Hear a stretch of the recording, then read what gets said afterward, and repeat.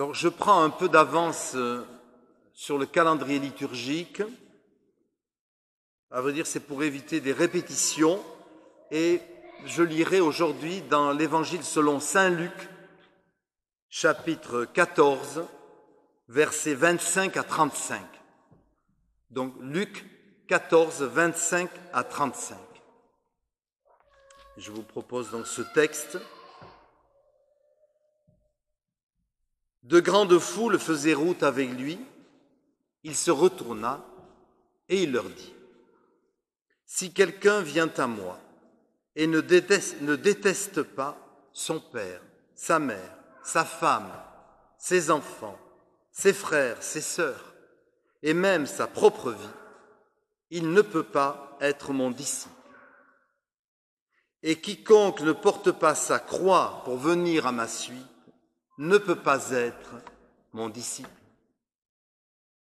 En effet, lequel d'entre vous, s'il veut construire une tour, ne s'assied pas d'abord pour calculer la dépense et voir s'il a de quoi terminer l'ouvrage, de peur qu'après avoir posé les fondations, il ne soit pas capable d'achever et que tous ceux qui le verront ne se moquent de lui et ne disent : ah, cet homme a commencé à construire, mais il n'a pas été capable d'achever.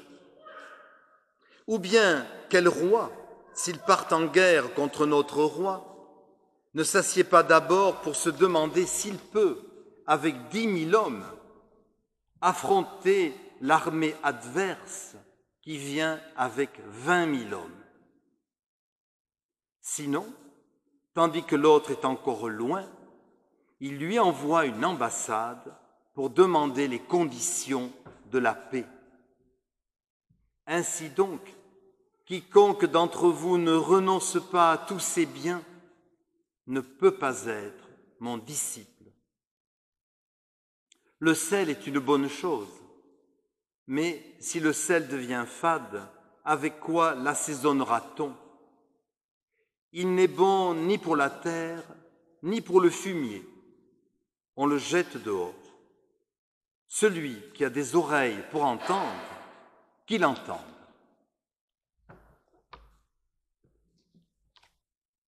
Alors, permettez-moi d'évoquer un petit souvenir d'enfance.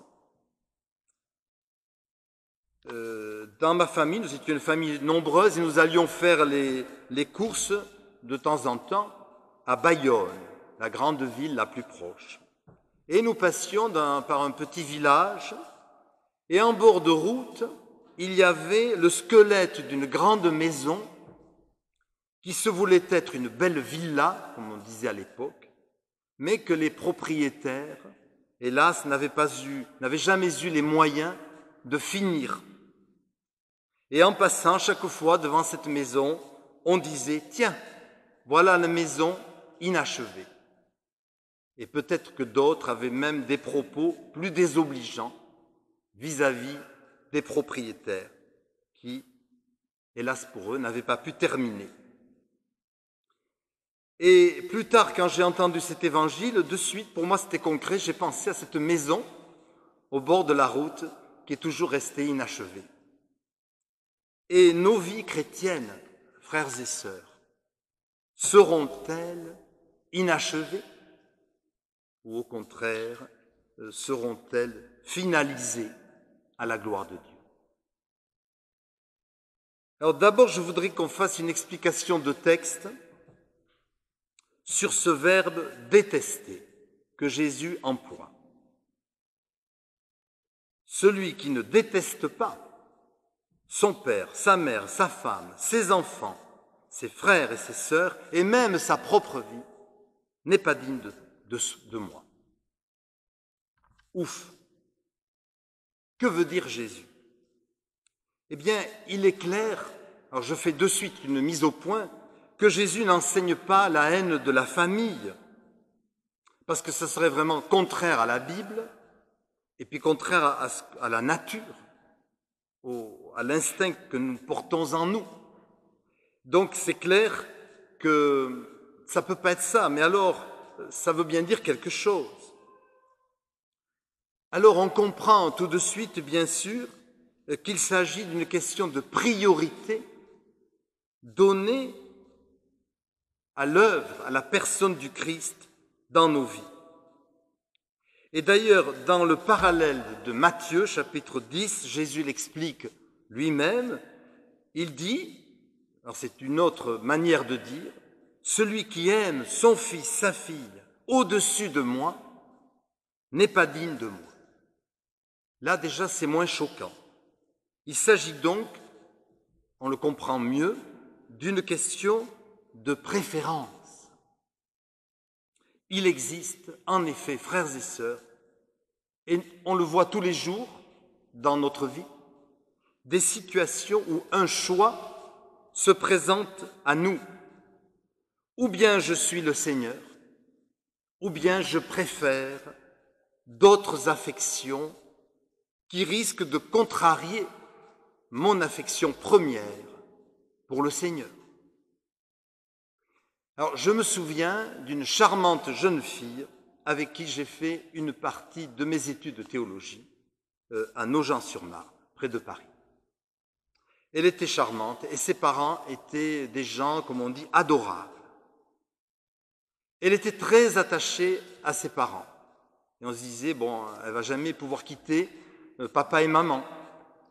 Et voilà qu'un jour, dans une revue protestante, une mission chrétienne en Côte d'Ivoire a passé une annonce. On cherchait des jeunes sortant de théologie pour renforcer une équipe missionnaire, donc en Côte d'Ivoire. Et voilà que cette jeune fille s'est sentie appelée. Elle a eu une vocation pour partir en Côte d'Ivoire. Et c'était terrible.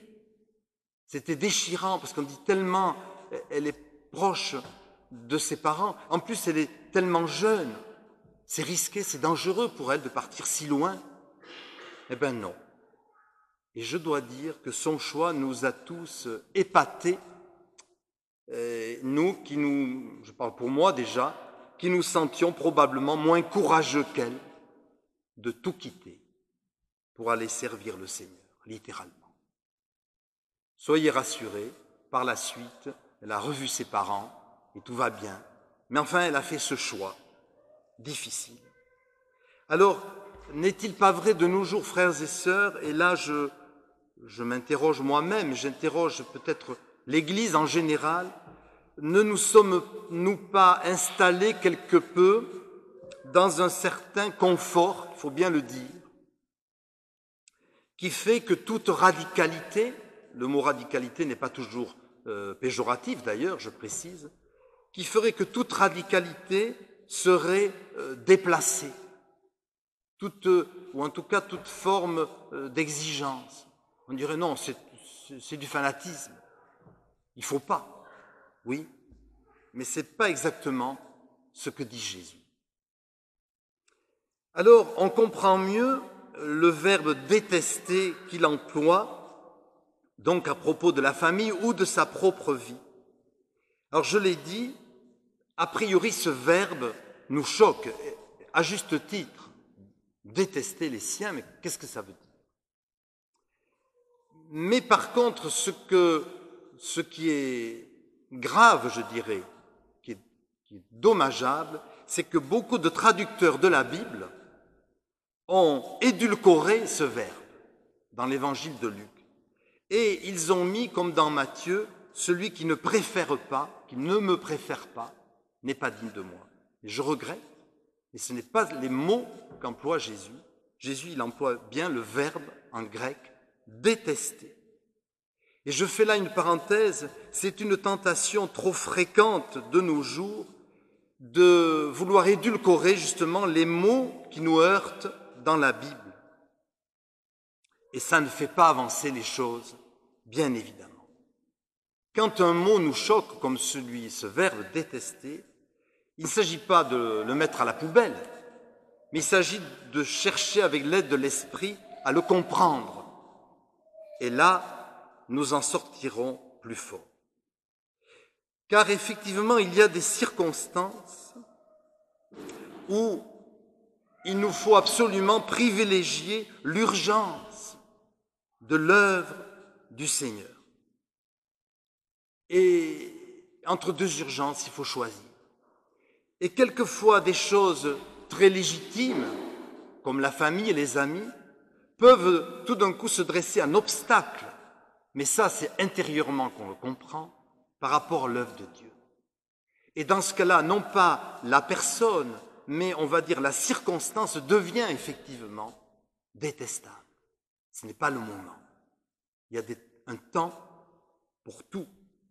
Alors je prends un exemple qui vaut ce qu'il vaut, mais vous savez qu'on est dans le Tour de France, et imaginons que le maillot jaune, non, Cocorico, c'est un Français, espérons qu'il va le rester, mais bon, peu importe. Imaginons que le maillot jaune, eh bien, on l'apprend, mettons aujourd'hui, qu'il vient d'avoir un enfant. Magnifique.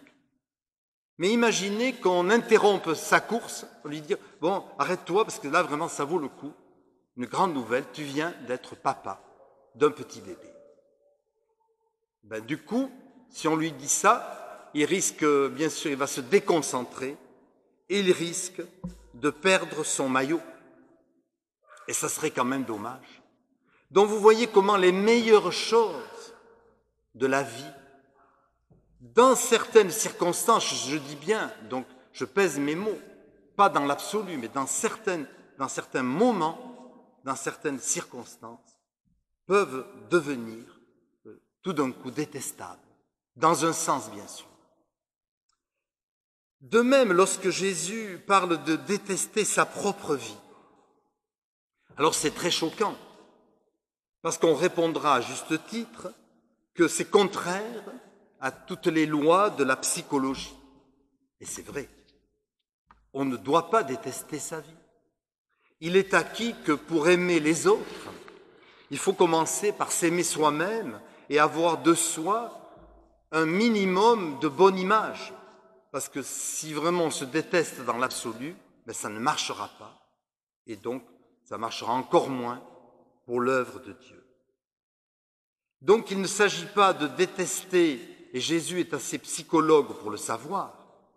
Quand il dit cela, il ne veut pas dire qu'il faut détester le moi identitaire et constitutif de notre personnalité, mais le moi égoïste et pécheur, comme le dit un commentateur. Donc, détester sa propre vie, ça veut dire non pas se détester soi-même d'une manière générale, bien sûr, mais détester ce qu'il y a en nous d'égoïste, parfois, et de pécheur. Et Dieu sait si on a tous en nous des pulsions égoïstes et pécheresses. C'est ça qu'il faut détester, et non pas, bien sûr, soi-même. Et c'est ce que veut dire très probablement Jésus. Alors justement, ce sera mon avant-dernier point, le meilleur exemple qui nous soit donné, c'est la personne même de Jésus. Comment se comporte-t-il lui-même avec sa maman, Marie, et avec sa propre famille? Alors, nul doute que Jésus aime et respecte sa mère. Alors, parce que sinon, ce ne serait pas Jésus. Et sinon, on ne serait pas là ce matin, dans ce temple, pour vénérer Jésus. C'est clair que Jésus a un amour, un amour normal, filial, formidable pour sa maman. Mais il n'empêche qu'à certains moments, il aura des mots rudes, sévères avec sa maman. Quand il va lui dire à plusieurs reprises, « Qu'y a-t-il entre toi et moi ?» De l'air de dire, « De quoi tu t'occupes ?» C'est dur de dire ça à une mère. Et pourtant, Jésus aime sa maman. Et ce que Marie ne comprend pas toujours plutôt, ce que Marie ne comprend pas toujours comme n'importe quelle mère ou n'importe quel père vis-à-vis de ses enfants, c'est quelquefois l'identité, la vocation de son enfant. Et Jésus, finalement, il dit simplement à sa maman, « Je dois servir en premier mon Père. » Et là, ce n'est pas le moment, ce n'est pas la bonne circonstance. C'est simplement ce que veut dire Jésus. Donc on voit comment il se comporte avec sa propre maman et avec sa propre famille au sens large.